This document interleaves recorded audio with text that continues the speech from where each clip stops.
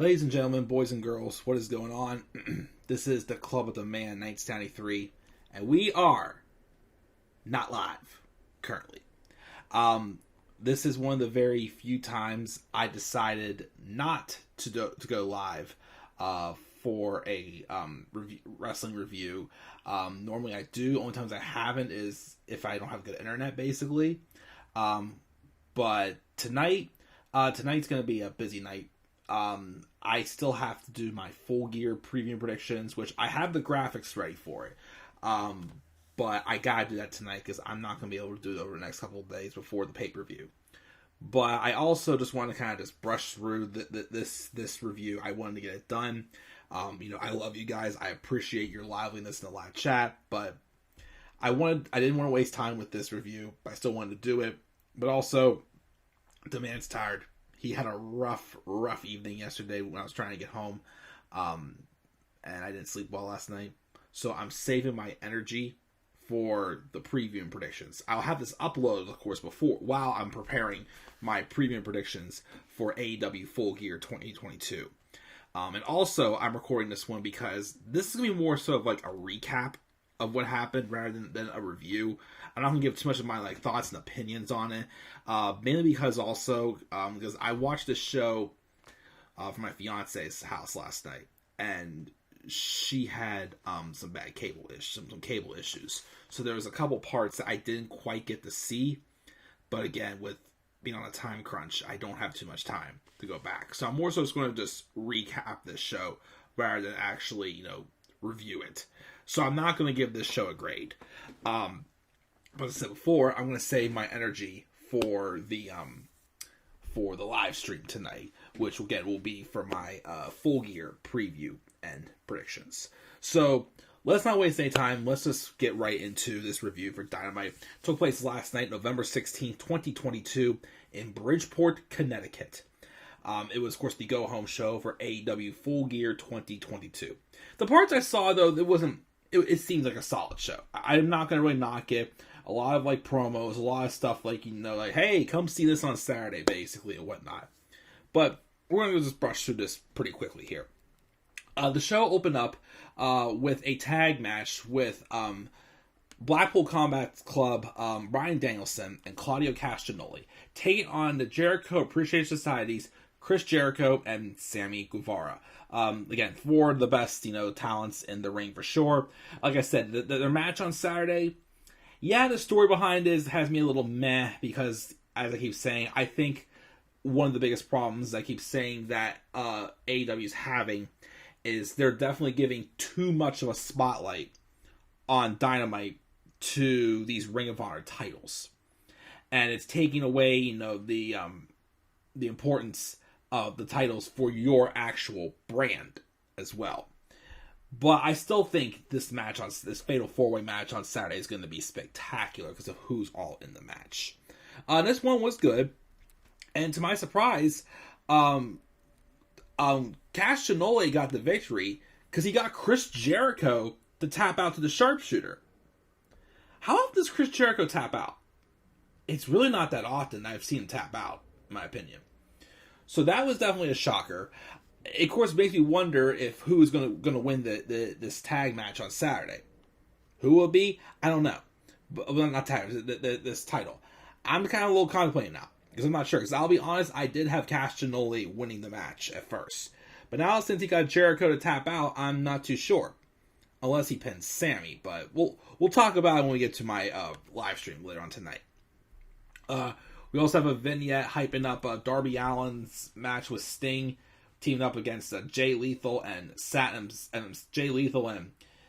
Jeff Jarrett.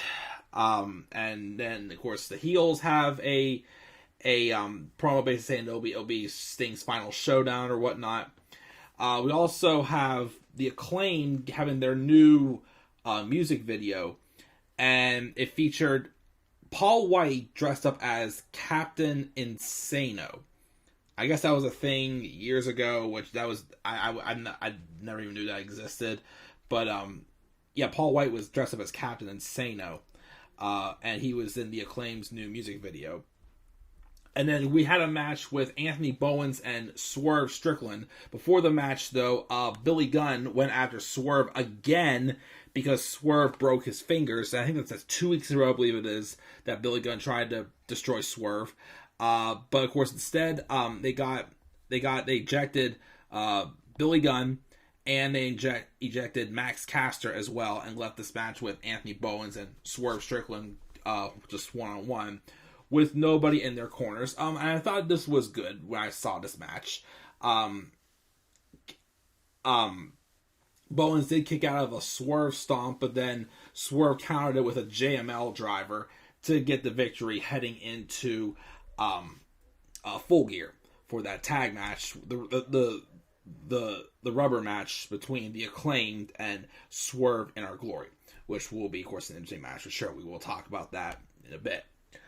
We also get a video package for Nyla Rose and Jade Cargill's match, which is probably the match I'm least excited about on Saturday.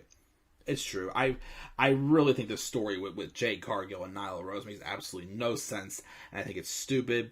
Although, again, I think most of it, though, has been taking place on Rampage, so guilty as charged. I have not been watching Rampage, but still, this whole idea of, Nyla Rose holding the TBS title and calling herself the TBS champion. And also, again, too, they're both heels. So it really does nothing for me, as I keep saying. We then had a promo with Samoa Joe in the ring, as he's being interviewed as to why he turned on Wardlow last week. He says that what he did wasn't shocking because he kept running his mouth and failed to recognize the most dangerous man in the room and paid the ultimate price. Kind of made me think of that promo he cut in NXT when he first turned on Finn Balor, saying how when he first turned heel in NXT, he said something like, we are defined by two different things, the choices that we make and the actions that we put forward to it, which I think really, sets the table with, Samoa Joe. And I'm glad to see him last week when he attacked Wardlow, I thought, okay, maybe it's more just babyface attacking a babyface, but nope. I think this is a full-on heel movement for Samoa Joe. This promo he cut felt like heel Samoa Joe, which is definitely where Samoa Joe thrives the most. And, don't get me wrong, but I feel like he's someone, when he's a babyface, he's only a babyface because the crowd is super hot for him.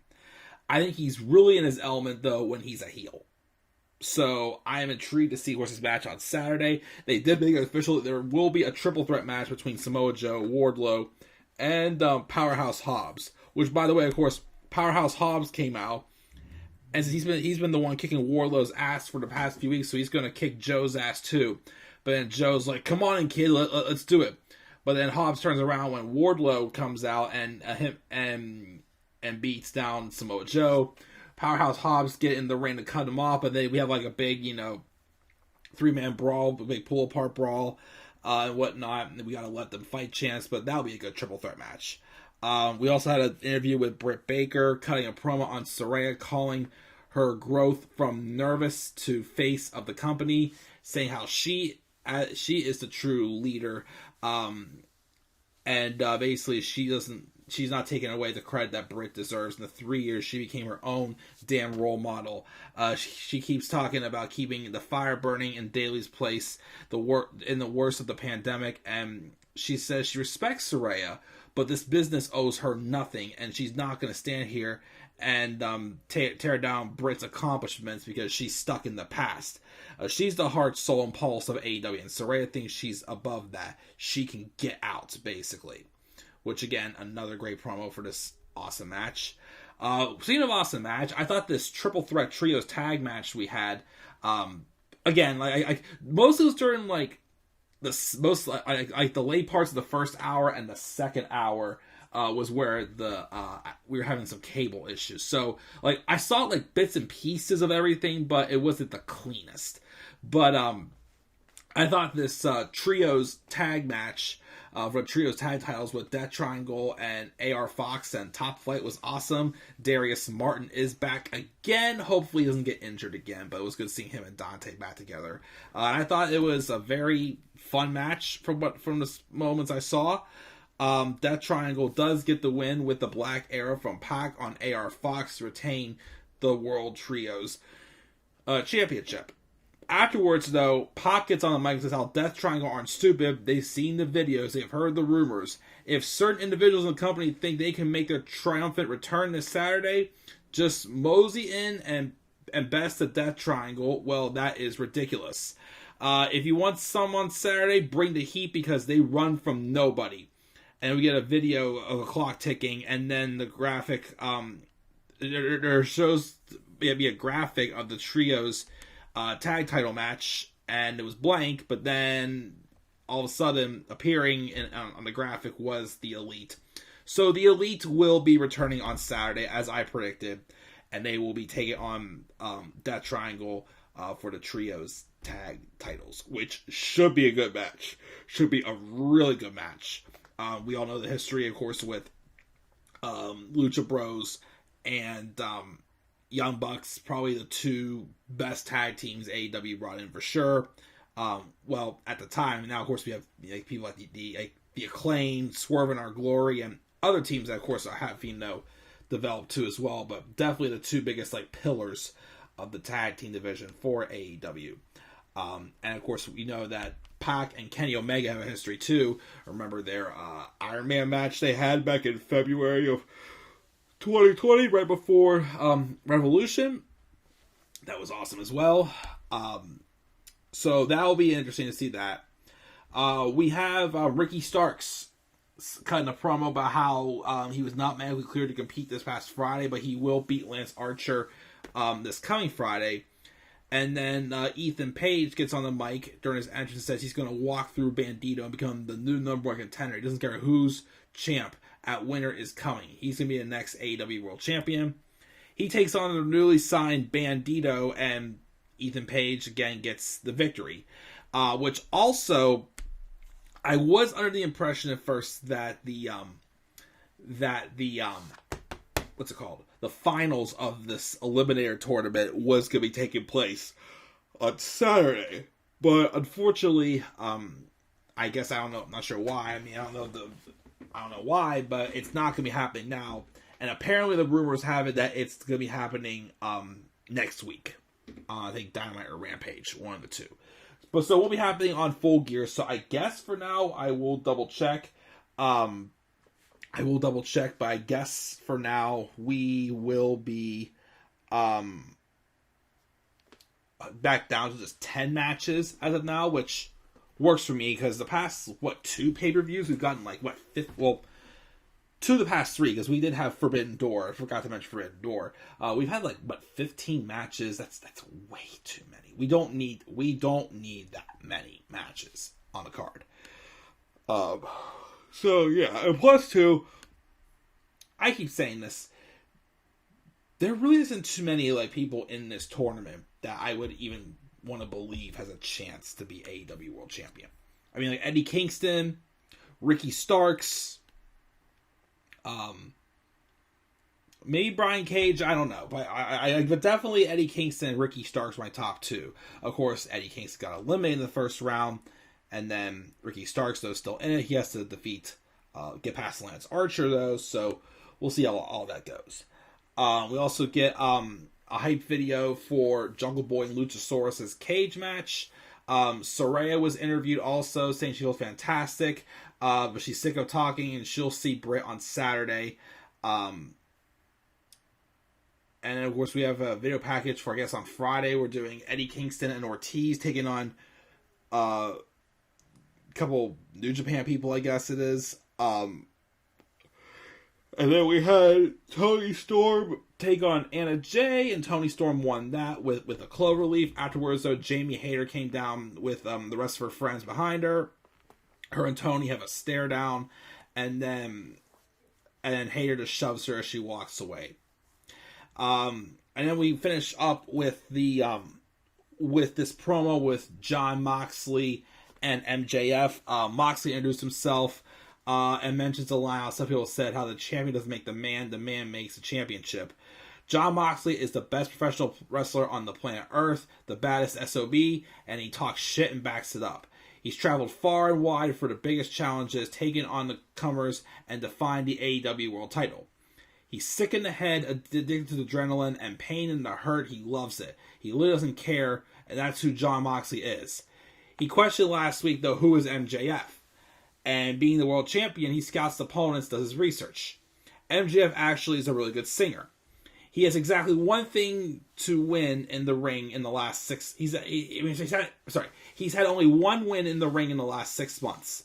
He took a summer vacation, came back with a Halloween mask, and got handed a poker chip in the worst ending to a ladder match he's ever seen. And he's got a world title match out of it. So, forgive him though, but he's not exactly shaking in his boots. We see that MJF wants us to see perfectly curated speeches and hand-picked opponents, but he sees insecurity, fear, that he won't live up to the hype. A little boy, play wrestler, but if you're going to see something special on Sunday, yeah, he kept botching saying that the show was on Sunday rather than Saturday. Of course, he did, correct himself. He actually asked him, what, show Sunday or Saturday? Which was funny how he, of course, pulled that off. MJF ain't challenging him. He's challenging Friedman to show him some guts. Show him why everybody thinks he's the future of the industry. Then out comes Stokely Hathaway and members of the firm. Lee Moriarty rush to the ring. And they start beating him down, including William Regal as well. Regal got physical. I was surprised to see Regal get a little bit physical in the ring, for sure. But it was interesting to see. But then out comes MJF, and he lays everybody out. And he, including like the last but not least, Ethan Page to kick W out of the ring. I'm sorry, Morrissey out of the ring by accident. Gets all of them out of the ring. And then, of course, MJF gets on the microphone after he clears the ring and says, John, while you lay here, hopefully in pain, he made the save. I just want you to know I made the save so I can beat your ass clean on Saturday. He started to be the best wrestler in the world, and he knows Mox is a double tough SOB. But he's not the same kid he wrestled before. He can dump on his head, make him bleed buckets, snap every ligament in his body. But he won't stop because he needs that belt more than water, food, or oxygen because he knows he's the best wrestler on God's green earth, and god damn it, it's his time. He heard Mox when he said he wasn't the devil. He reminds him that the greatest trick the devil pulled convinced the world he doesn't exist, which of course was the line that he quoted from CM Punk whenever he made his return, well, in that video package, right before MJF made his surprising return at All Out. That's a whole CM Punk line from back when he was in Ring of Honor. Mox, though, takes the mic from MJF before he could finish his thing with saying, I'm better than you, and says, he never really saw what the big deal is, but at Full Gear, which is when he finally corrected himself, and said, Sunday, we'll show Saturday, right? But anyways, he's going to find out Full Gear, and if he can't find it in his guts, Mox will reach in and pull it out of him, because that's his job. The train wheels will be coming off. And then Mox brushes past him on his way. I'll make a point, just like runs his shoulder into him, and that's how the show went off the air. So, more so like a, hey, come see this match on Sunday type show. I'm sorry, Saturday. See? Thanks a lot, Mox. Now I'm goofing up. But yeah, that's my review. Again, it's more of a recap. I've also just brushed through it. Again, just saving my energy for the live stream, which I want to do next. While I get that set up, I will upload this video. And again, this is not going to happen too often. But like I said, I was tired. I had a rough night last night. I didn't sleep too well. And again, I'm on a time crunch. And I just... and again, I didn't really get to watch the show the cleanest last night. So I just wanted to record it instead of actually going live. Just so I also didn't get distracted. And again, I love all you guys. But I want to save the conversations for the preview. Which, of course, will be next. So, guys, that's my thoughts on my AEW Dynamite review for this week. We're going to recap. No grade for it this week.